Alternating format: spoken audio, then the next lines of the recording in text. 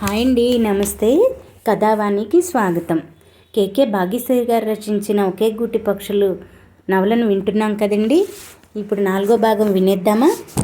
ఇదిగోనమ్మా, జంతికలు, కొబ్బరిలవ్ చేశాను. ఇవంటే మా శివకాముడికి ఎంతో ఇష్టం.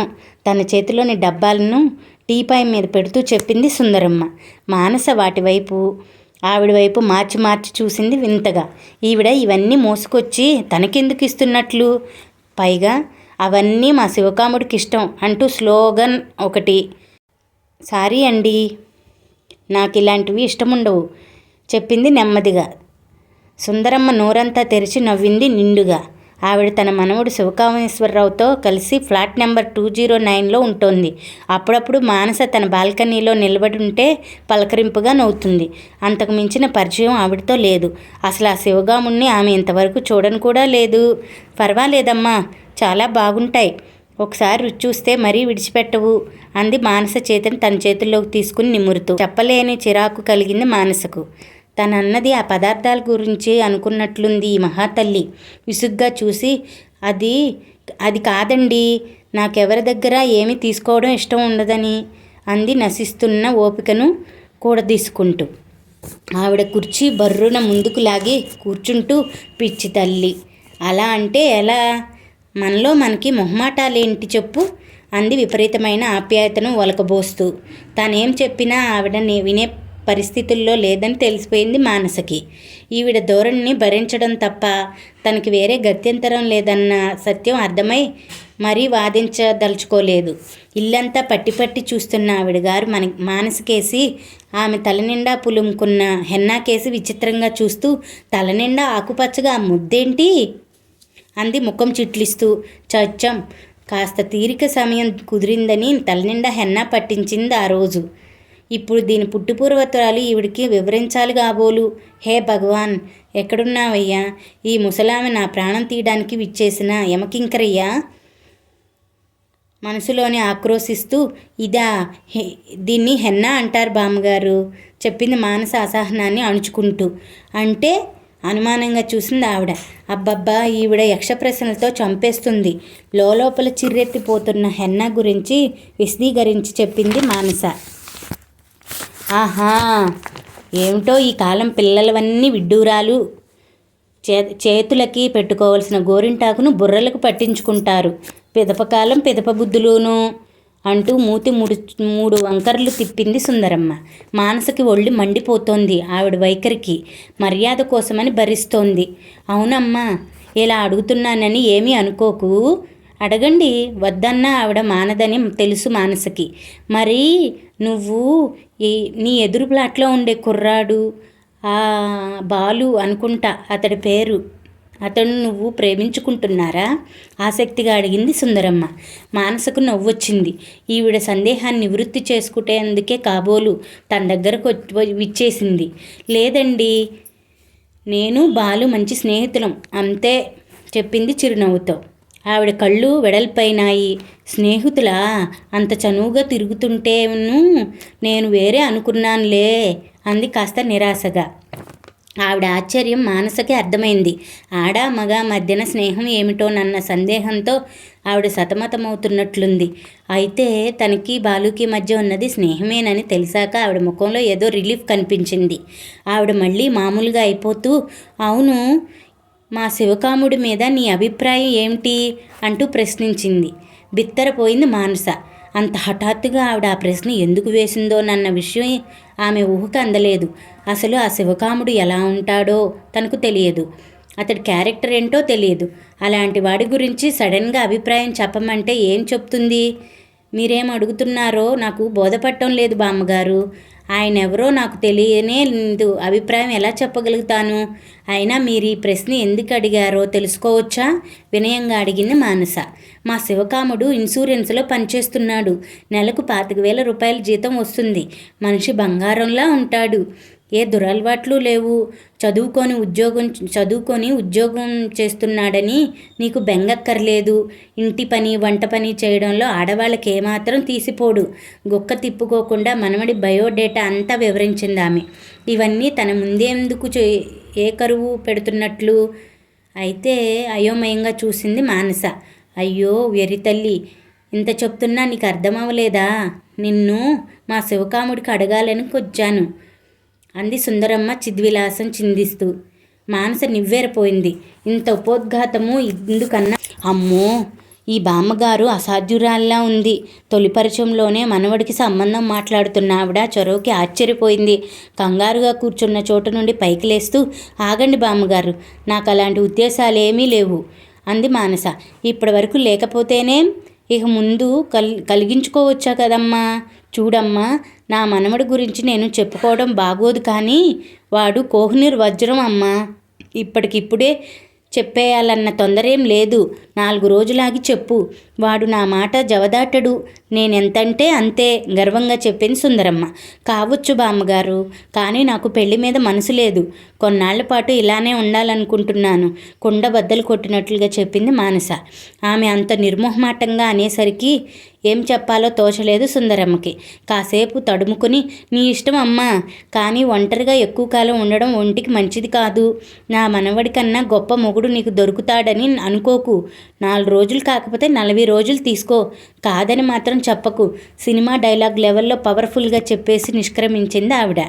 ఏమిటి ఈవిడ దబాయింపు? ఇంతకీ ఆవిడ తన్ని బతిమాలుతోందా, హెచ్చరిస్తోందా? అరగంట సేపు మాట్లాడితే తనకే మెదడు వేడెక్కిపోయిందే. ఇక ఆ శివకాముడు ఎలా తట్టుకుంటున్నాడో ఈవిడ వాగ్దాటిని.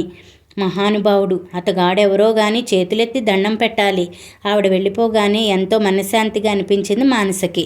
ఉఫ్ అనుకుంటూ తలస్నానం చేయడానికి బాత్రూంలోకి దూరింది. హఠాత్తుగా మెలకు వచ్చింది సుబ్బుకి.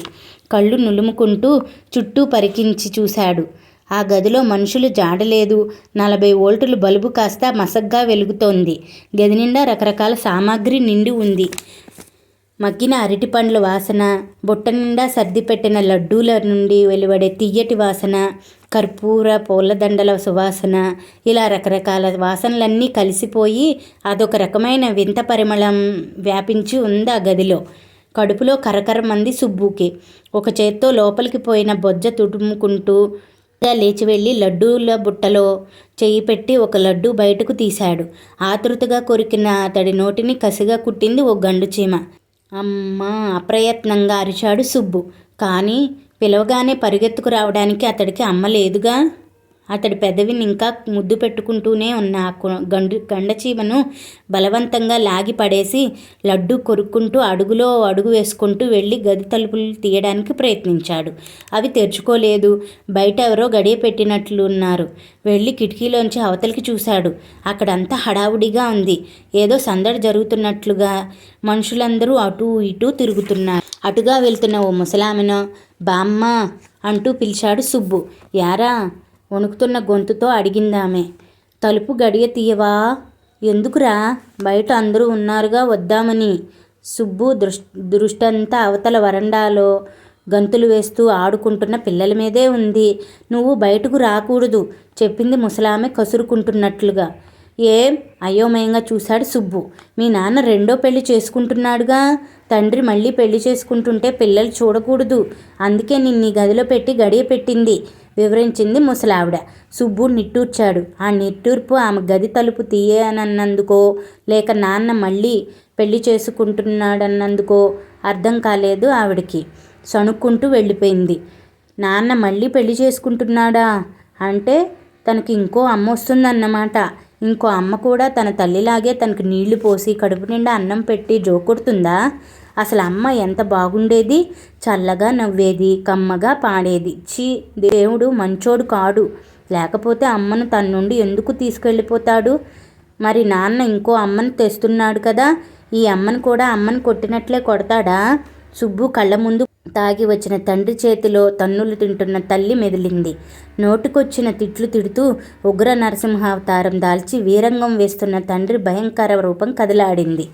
ఈ అమ్మ కూడా అలాగే తన్నులు తింటుందా? ఆ చిన్న మనసులో వేల ఆలోచన తరంగాలు ఉద్భవించి పసిమెదడిని అతలాకుతలం చేసి పారేస్తున్నాయి. సుబ్బు మనోభావాలతో పనిలేనట్లుగా బయట పెళ్లి తంతు నిర్విఘ్నంగా కొనసాగింది. ఇదిగోనే జానకి, వీడు నా కన్న కొడుకు.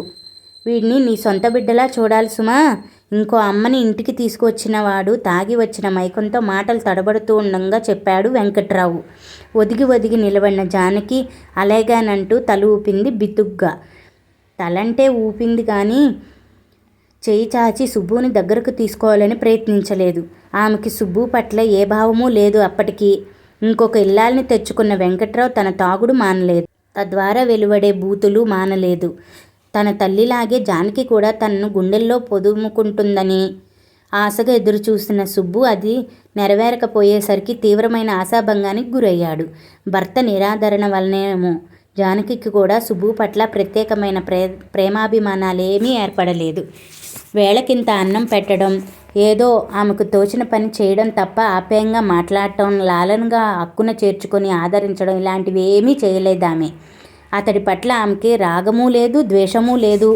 రా, కూర్చో, తిను, పడుకో లాంటి పొడి పొడి పదాలు తప్ప ఇంకే విధమైన మమతానుబంధము లేదు వారిరువురు నడుమ. వెంకట్రావు ప్రవర్తన రోజురోజుకి మితిమీరిపోతోంది. తాగుడు బాగా ఎక్కువైంది. పనికి పోవడము తగ్గిపోయింది. ప్రాణాధికంగా ప్రేమించే తల్లిని కోల్పోవడంతో పాటు తన తండ్రిని కూడా పట్టించుకోకపోవడంతో కలత చెందాడు సుబ్బు. సవతి తల్లి వస్తే వీడి బతుకు అధోగతి పాలవుతుంది. ఎలా భరిస్తాడో ఏమో. తండ్రి పెళ్లిలో మేనమామ భార్య చేసిన వ్యాఖ్యలు గుర్తొచ్చాయి అతడికి. జానకిలోకి ఆ స్థాయి క్రూరత్వం లేకపోయినా సుబ్బు కోరుకున్న వాత్సల్యం కూడా లేదు. ఆమె చెడ్డది కాదు, కానీ ఆమె ఉదాసీనత మాత్రం సుబ్బు చేత మనసును మండించేది. అయితే అయిన దానికి కాని దానికి నోరు పారేసుకుని ఆమె మృదుత్వం మాత్రం అతన్ని ఆకట్టుకునేది. 2-3 సార్లు తానంతట తానుగా అమ్మా అని దరిచేరబోయాడు సుబ్బు. కానీ జానకి నిర్లిప్తత ఆమెడ దూరంలోనే ఆపేసింది. ఓ రోజు మూడ్ బాగుంది. పనిలోకి వెళ్ళిన వెంకట్రావు సాయంత్రానికి శవమై తిరిగి వచ్చాడు. పూటుగా తాగి కరెంట్ స్తంభం ఎక్కిన అతగాడు నిషాలో కళ్ళు తిరిగి తూలి కింద పడ్డాడు. వెంటనే ఆసుపత్రికి తీసుకెళ్లినా ప్రయోజనం లేకపోయింది. తనని నమ్ముకుని వచ్చిన జానకిని, కన్నబిడ్డ సుబ్బుని అనాథలను చేస్తూ కన్నుమూశాడు వెంకట్రావు. తల్లితో పాటు తండ్రిని పోగొట్టుకున్న సుబ్బు స్థితి అత్యంత దయానీయంగా ఉంది. వెంకట్రావు పోయేసరికి జానకి 3 నెలల గర్భవతి. డ్యూటీలో ఉండగా పోయాడు కాబట్టి జానకి అటెండర్ ఉద్యోగం ఇచ్చారు యుద్ధ ప్రాతిపాదికన. అది కూడా ఆమె మీద జాలితో. వెంకట్రావు సహోద్యోగులు మసిపూసి మారేడుకాయ చేసి అతడు తాగలేడని పై అధికారులు నమ్మించబట్టి కొంత పింఛను కూడా రావడంతో భుక్తికి లోటు లేకుండా గడిచిపోయేది. ఉద్యోగానికి వెళ్ళడం, సుబ్బు ఆలనా పాలనా చూసుకోవడం కష్టంగా ఉండేది నెలలు నిండుతున్న జానకికి. ఆమె కడుపులో పెరుగుతున్న బిడ్డ కోసం సుబ్బు తన పనులు తానే చేసుకునేవాడు. ఆమెను కష్టపెట్టకుండా సహాయం చేసేవాడు. జానకి కూడా అతడి మీద వాత్సల్యం కలుగుతోంది ఇప్పుడిప్పుడే. తాను చేరదీయకపోయినా సరే పిన్ని అంటూ తన చుట్టూ తిరిగే ఆ పసివాడిని చూస్తే స్త్రీ సహజమైన కన్నపేగు కదిలేది. అయితే సుబ్బుకి ఓ అండా ఆధారం ఏర్పడటం ఆ భగవంతుడికి కూడా ఇష్టం లేదేమో. జానకి పనిచేసే ఆఫీస్లో కొత్తగా జాయిన్ అయ్యాడు ఓ జూనియర్ ఇంజనీర్. అప్సరసలను తలదన్ని అందంతో వెలిగిపోతున్న ఆమెను చూసి ఆకర్షితుడయ్యాడు. ఆమె మీద వలుపు పెంచుకొని ఆమెని చేపట్టాలనుకున్నాడు. జానకి మనసు అతడి వైపే మొగ్గింది. కానీ సుబ్బు వాడినేం చేయాలి? అమ్మా నాన్న ఇద్దరికీ దూరమైన ఆ చిన్నారి సంగతేంటి? మీరంటే నాకు ఇష్టమే, కానీ నా మీద ఈ పసివాడు ఆధారపడి ఉన్నాడు. వీడి క్షేమం పట్టించుకోకుండా నా దారి నేను చూసుకుంటే సవతి తల్లి కాబట్టే గాలి కొదిలేసింది అన్న అపవాదు నా మీద పడదా? లోకమంటే వెరపు ఉన్న జానకి బాధగా చెప్పింది. అతగాడు పెళ్లి ప్రస్తావన తెచ్చినప్పుడు అతగాడు తేలిగ్గా నవ్వేసి, దాందేముంది, మీ బంధువులు ఎవరి దగ్గరైనా ఉంటాడు. ఎలాగూ నన్ను పెళ్లి చేసుకోవాలంటే మీ ఆయన పెన్షన్ వదిలేసుకోవాలి. సుబ్బు పేర కొంత డబ్బు ఫిక్స్డ్ వేసి ఆ వడ్డీ వాడికి ఖర్చు పెట్టమని చెప్పు అన్నాడు సమస్యను పరిష్కరిస్తున్నట్లు. జానకి సహజంగా మృదు స్వభావి, జాలిగుండెగల స్త్రీ. పాపం తల్లి ప్రేమ అంటే ఎరగడు. మంచో చెడ్డో ఉన్న తండ్రి పోయాడు. ఈ పరిస్థితుల్లో వాడిని ఒంటరిగా వదిలేయాలంటే మనసు రావడం లేదు. నొచ్చుకుంది Janaki. Don't be a sentiment fool. వాడిని నువ్వే కన్నంత బాధపడతావేం? నీ కడుపులో పెరుగుతున్న బిడ్డకు తండ్రి కాగలను, ఎందుకంటే నిన్ను మనస్ఫూర్తిగా ఇష్టపడుతున్నాను కాబట్టి. కానీ వేరే వారి బిడ్డకో తండ్రిని కమ్మంటే మాత్రం ఐఆమ్ సారీ నిక్కచ్చిగా చెప్పాడు అతడు. జానకికి ఏం చేయాలో పాలుపోలేదు. ఏ రాకుమారుడో రెక్కల గుర్రం మీద వచ్చి తన సౌందర్యానికి మురిసి తను నెగరేసుకుని పెళ్లి చేసుకుంటాడని బంగారు కళ్ళు కంటున్న కన్య వయసులో వెంకట్రావు లాంటి తాగుబోతు, అది రెండో పెళ్లివాడు భర్తగా రావడం వలన ఎంతో కుమిలిపోయింది జానకి. కానీ 16 ఏళ్ల ప్రయాణంలో కన్న ఆ కళ ఇప్పుడు సాకారం అవుతానంటూ ఊరిస్తుంటే కాలదన్నుకోవడం అవివేకమనిపించింది ఆమెకు. సుబ్బు ఎడల బాధ్యతతో కరిగిపోతున్న మనసుని రాయి చేసుకుని తాననుకున్న జీవితం అనుభవించడానికే అందగాడైన ఆ కుర్ర ఇంజనీర్తో కలిసి అడుగు ముందుకేసింది జానకి. ఆమె ప్రసవించగానే పెళ్లి చేసుకోవాలని నిశ్చయించుకున్నారిద్దరు. చిట్టి చెల్లాయి పుడితే ఎత్తుకుని ఆడించాలని మురిసిపోయిన సుబ్బు ఆ ముచ్చట తీరకుండానే మేనమామ ఇంట చేరాడు. ఆయన మంచివాడే, కానీ ఆయన భార్య గంప గయ్యాళి. సుబ్బుకు వచ్చే వడ్డీ డబ్బులు ఏ నెలకా నెల దిగమింగి అతన్ని పాలేరు కన్నా హీనంగా చూసేది. తన పిల్లల్ని పేరున్న పెద్ద కాన్వెంట్లో చదివించుకుంటూ సుబ్బును వీధిబడిలో పడేసింది. తన పిల్లలకి గడ్డ పెరుగు వేసి సుబ్బుకి పలచని మజ్జిగ పోసేది. అతడు గట్టిగా నవ్వడానికి లేదు, ఆడడానికి లేదు, మాట్లాడడానికి లేదు. ఒకటేమిటి, అతడి ప్రతి కదలిక మీద నియంత్రణ విధించిందా మనసులేని ఇల్లాలు. కనీసం మనసారా ఏడవటానికి కూడా స్వేచ్ఛ లేదా పసివాడికి. రాకాసి లాంటి ఆమె అదుపాజ్ఞల బందీఖానాలో సుబ్బు బంగారు బాల్యం సమాధి అయింది. 4వ భాగం ఇంతటితో సమాప్తం అండి. మిగతా నవలని రేపటి భాగంలో విందామా? Please subscribe for more stories. Thank you for watching.